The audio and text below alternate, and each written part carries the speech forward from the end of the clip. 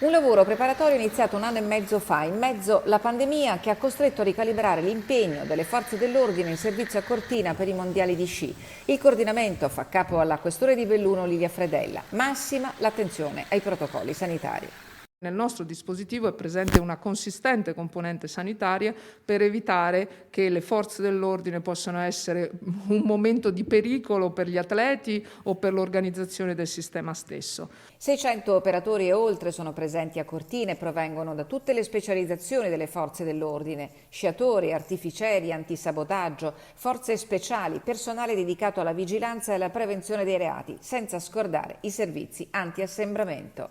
Ancorché i mondiali siano in assenza di pubblico, questo non significa che non ci siano persone a Cortina. Giustamente si può andare nelle seconde case, ma comunque bisogna conservare un certo tipo di comportamenti. Sabato a Cortina la visita del capo della polizia, Franco Gabrielli, è stato un momento importante.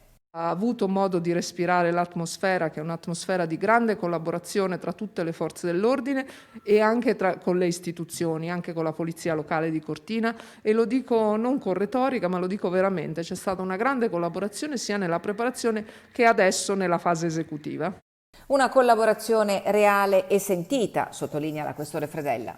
Tutti nella stessa direzione per raggiungere la finalità di avere il mondiale al meglio di quello che possiamo offrire, nonostante questo periodo, che siano anche un messaggio di speranza e di ripartenza.